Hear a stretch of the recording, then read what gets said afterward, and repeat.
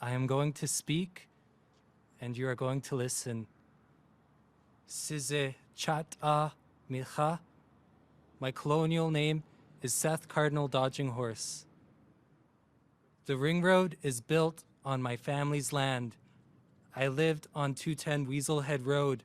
If you look straight down that way, you can see where my family's home was. People are going to be driving on my family's home. Today is not a good day.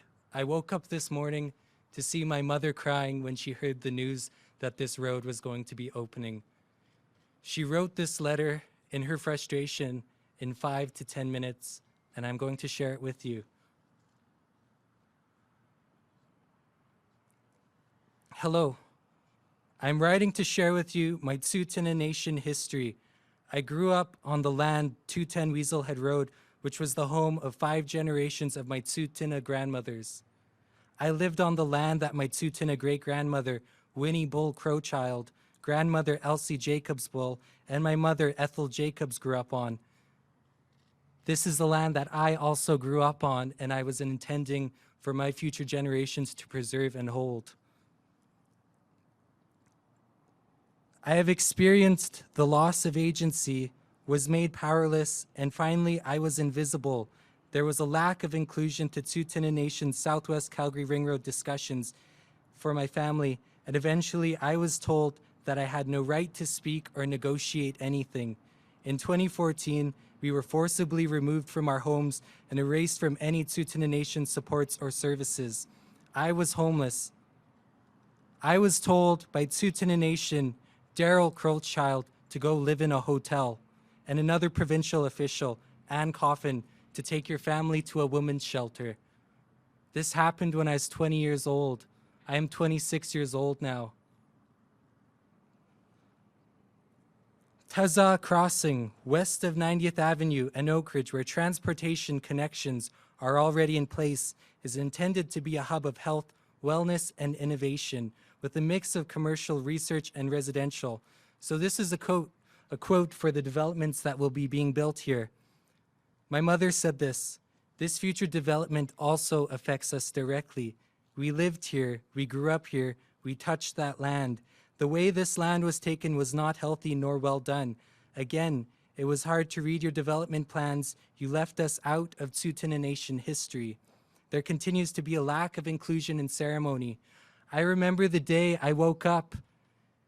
In 2014, we moved. I remember the day driving to go to school, and I saw all the trees knocked down. These were the trees that I played in, that my Tsuut'ina grandmothers played in. I knew all the trails and all the animal trails. These trees used to connect over here. I played in them.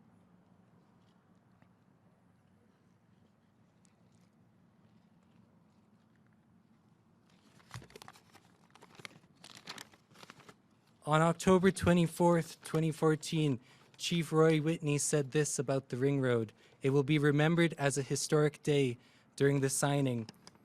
Something that stuck out with me is while my family was moving and we were packing up 2 houses and we were told to keep quiet, the negotiations, the deal had been signed for the ring road, and my family, we were moving 2 homes and leaving our history, and people were shaking hands. Roy, this is what you said, and I remember it. Much will be lost. My heart, my compassion goes out to our members who will have to relocate and accommodate this project. I assure you and everyone that we will walk with you in the transition to a new place and a new life for your families. I did not see you walk with me anywhere for the past 6 years. I did not see anyone talk about the people that had to be moved. I need to share something that our chief bullhead, Chilla, said. To people that don't know Tsuut'ina history, it is also Calgary's history. In 1880, Chief Bullhead, for a few years, What he did was he fought for our own reservation and negotiated our own treaty with Calgary, which was just a fort at the time. And in 1883, us Tsuut'ina people came to this land to reside. This treaty ensured that we were protected.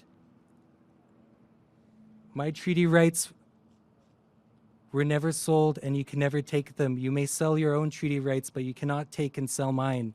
This is what Bullhead said. Ever since Tsuut'ina had been here, the city of Calgary had been pushing for the nation to surrender land. And this is what he had to say in regards to this. We don't want to quarrel about it. We don't want to sell. The reserve is just big enough for ourselves. But the white men are bothering us to give up our land. The treaty was made. We will try not to be cross about it. For the past 6 years, I have had to drive and see my home be destroyed and changed every single day. This is something that myself and my family has had to live with and endure. I don't think any of you will ever understand that. Have you ever felt upset in your local community when one of the trees was knocked down near your house? Have you ever felt upset when one of the houses were knocked down in your community, local familiar sites? Now imagine your home and your history being removed, all in the name of progress. I have had to watch for 6 years to see people say this economic development is bringing prosperity and it is bridging together two nations. But this isn't something. You can't build prosperity and you can't build relationships when you erase the women that came from this land.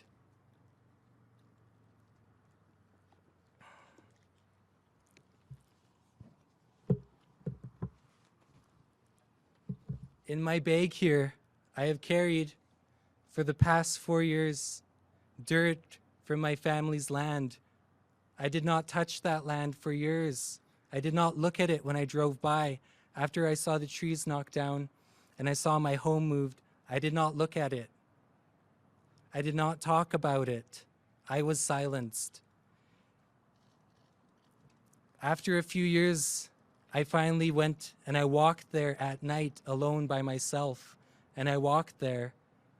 And when I returned, I could not even remember any of the paths. It was all gone. It was just dirt.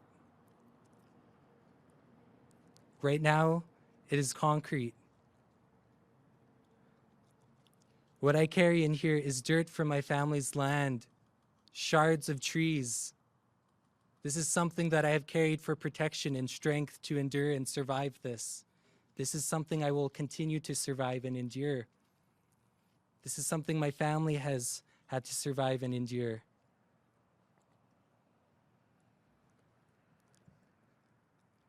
I need all of you to be open to conversations. I want you to know the history that I carry and will forever carry. I invite anyone to reach out to me and come talk. You can come talk to me and I will share my truths. I will share my family's truths and my family's stories. These are important and must be heard.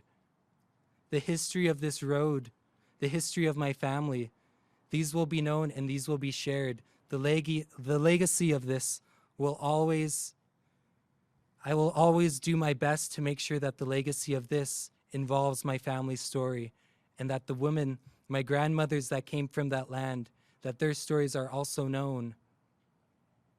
Today is not a good day. Today is not a day to be shaking hands and smiling. Today is a sad day. My mom is probably at home right now crying. She's probably going to continue to be crying for the rest of the day and for who knows how long. This is something that affects my family, and I need you to know that. My family has been mourning for years. Please reach out to me. Please share this story that I'm sharing with you. With this, I leave a piece of me with the road.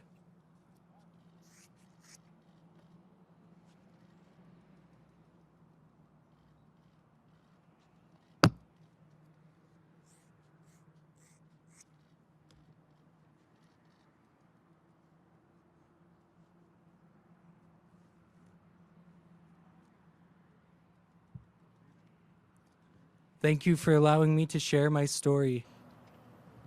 So we had months of discussions within our community. Through the process, we built some 25 new homes. People, when the vote occurred, was close to 80% in favor of conducting the deal with the province and accepting the lands that were provided to us. There was a community vote, and this is, as our elders would say, and I am an elder now, so I can say it, there's a time and place for everything, and this is not the time or place. So all of those who lived along the corridor had an opportunity at several nation meetings that we had. It was not something that was conducted outside, and it was our nation. I did look at you. I'm sorry. I don't want to get into that, anything like that, because I'll do it with nation members. And so I want to, those who voted in favor, it was most of the nation. And it was voted on in terms of, the future generations. People were not forced. There's agreements by every family members that lived along this corridor that received additional homes or new lands or places to build their homes. And those agreements were signed by those families who moved into those locations. We had an elder that came here today to pray, and it was to pray for the success of this ring road. And it was pray for safety, and that's what it should be. And the statement has to be made, it should be made internally by nation members. And those are the ones that do that, and we conduct our business amongst ourselves. We don't do it here. So. Me at another time and place? I'm sorry. Would you be willing to speak with me at another time and place that you prefer? Are you a nation member? I'm not, but I'm an interested journalist. I grew up in Lakeview, and Seth is my neighbor across the park. And like I said, I'll sit with nation members who want to sit and have a conversation. And we had these conversations throughout the voting period of the nation. Several band meetings. All of their concerns were taken into consideration, and that's how we move forward. So the story's been told.